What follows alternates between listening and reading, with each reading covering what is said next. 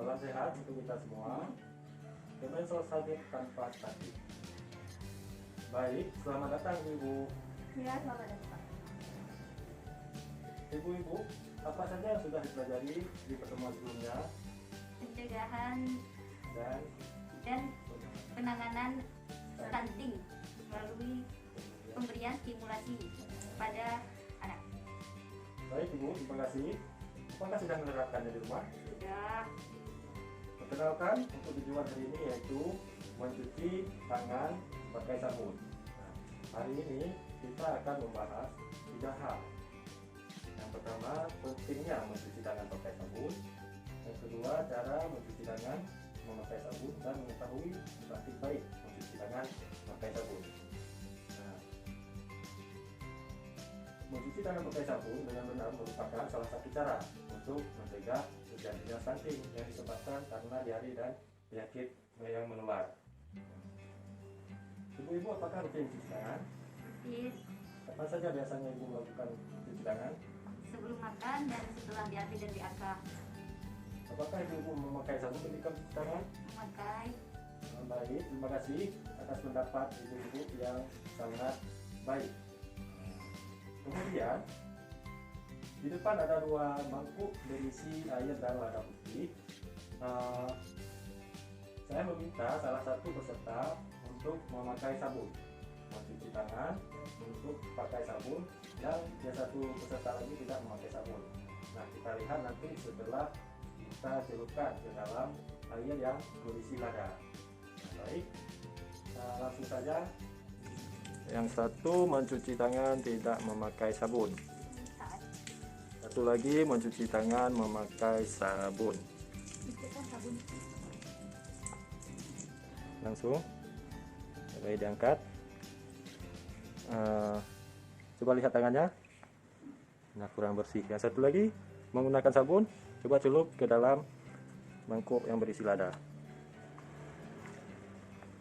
Coba diangkat. Dan diangkat. Yang satu bersih, yang satu tidak bersih. Sebagaimana yang telah kita ketahui, apa yang kita kerjakan tadi, kenapa itu bisa terjadi? Yang satu tangannya memakai sabun kelihatan bersih, dan yang satu lagi tidak menggunakan sabun, masih terdapat kotoran, masih menempel kotoran tangan. Kenapa hal itu bisa terjadi? Nah, hal tersebut terjadi dikarenakan lada diibaratkan seperti virus atau bakteri yang menempel pada tangan kita. Nah, ketika menggunakan sabun, virus yang menyebabkan penyakit akan hilang dari permukaan tangan. Nah, jadi mencuci tangan dengan air yang mengalir saja tidak cukup, sehingga kita harus memakai sabun, membersihkan tangan dari kotoran yang mengandung kuman, penyebab diare dan penyakit menular lainnya, sehingga ibu dan anak dapat terhindar dari kekurangan gizi sebagai penyebab terjadinya stunting. Nah, 5 waktu yang penting untuk cuci tangan pakai sabun seperti pada poster yang telah ditempelkan, ibu-ibu bisa melihat. 5 waktu penting yaitu sebelum makan, setelah melakukan BAB, sebelum menjamah makanan, sebelum menyusui, setelah melakukan aktivitas seperti berkebun ataupun bepergian, kemudian sebelum mengolah bahan makanan yang didapat dari bantuan sosial. Nah, seperti yang telah dijelaskan di awal pembukaan, bahwa ada 3 hal penting yang kita lakukan untuk pertemuan hari ini. Yang pertama, pentingnya mencuci tangan memakai sabun, dan telah jelaskan sebelumnya. Selanjutnya, cara mencuci tangan memakai sabun. Cara mencuci tangan memakai sabun. Bagaimana kita ketahui, mencuci tangan pakai sabun, di air yang mengalir terdapat 6 langkah. Ibu bisa melihat di poster yang sudah ditempelkan sebagai media pembelajaran untuk kita semua. Ibu bisa melihat, bisa memperhatikan supaya mudah untuk melakukan cara mencuci tangan memakai sabun dengan air yang mengalir. Nah, langkah yang pertama, usap dan gosok kedua telapak tangan secara lembut dengan arah yang memutar. Kemudian tahap yang kedua, usap dan gosok kedua punggung kanan secara bergantian. Kemudian selanjutnya gosok sela-sela jari, tangan hingga bersih, letakkan ujung jari telapak tangan, kemudian gosok secara perlahan. Kemudian bersihkan ujung jari secara bergantian dengan posisi saling mengunci. Gosok dan putar kedua ujung jari secara bergantian.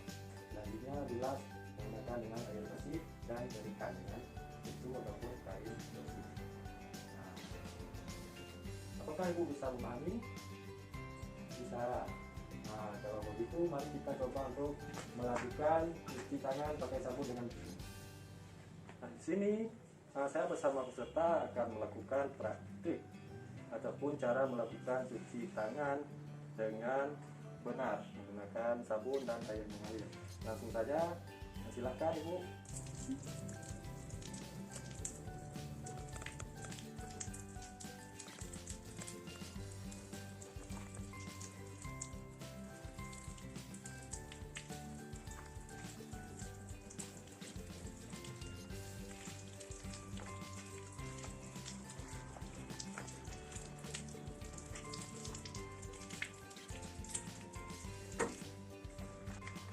Apakah ibu tangannya sudah bersih?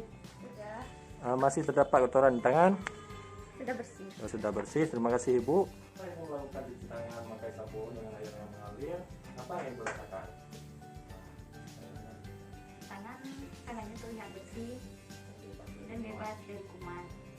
Baik ibu, terima kasih atas apa yang telah ibu lakukan. Mencuci tangan memakai sabun dengan benar, yaitu harus dilakukan kurang lebih selama 20 detik, kemudian gunakan sabun cair maupun sabun batangan dalam wadah yang tertutup. Gunakan air yang mengalir, tidak berbau dan tidak berwarna. Nah, itulah yang harus kita lakukan ketika melakukan cuci tangan memakai sabun. Selanjutnya, kita harus memahami praktik baik untuk mencuci tangan memakai sabun.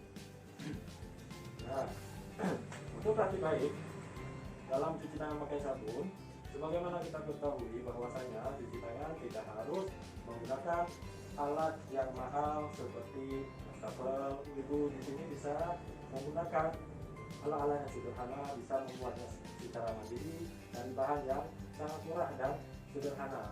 Nah, contoh seperti galon aqua yang telah digunakan untuk media cuci tangan memakai sabun. Kemudian bisa juga menggunakan ember ataupun kaleng cat yang diberi lubang.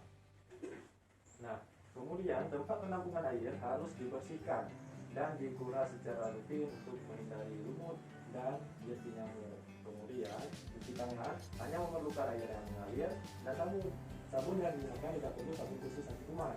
Bisa menggunakan sabun mandi ataupun sabun cairan cuci piring. Nah, ibu sudah paham? Ketika ibu-ibu ingin mengetahui lebih lanjut, maka dapat menghubungi saya. Nah, saya sebagai SDM Kesos akan membantu ibu-ibu untuk menuju pelayanan maupun fasilitas yang diberikan oleh ibu-ibu. Nah, demikian untuk pertemuan hari ini. Sebelum ditutup, saya akan melakukan review sedikit mengenai cuci tangan pakai sabun. Nah, bagaimana kita ketahui bersama bahwasanya cuci tangan pakai sabun itu sangat penting dilakukan untuk pencegahan dan penanganan stunting. Nah, kenapa demikian? Dikarenakan sebagian besar virus maupun bakteri ditulari melalui tangan, karena tangan kita selalu beraktivitas baik bepergian maupun berkebun, bekerja dan sebagainya. Nah, untuk praktik dalam kita melakukan cuci tangan, mencuci tangan yang benar bisa dilakukan dengan 6 langkah seperti yang sudah dijelaskan dan kita praktekkan bersama secara bersamaan.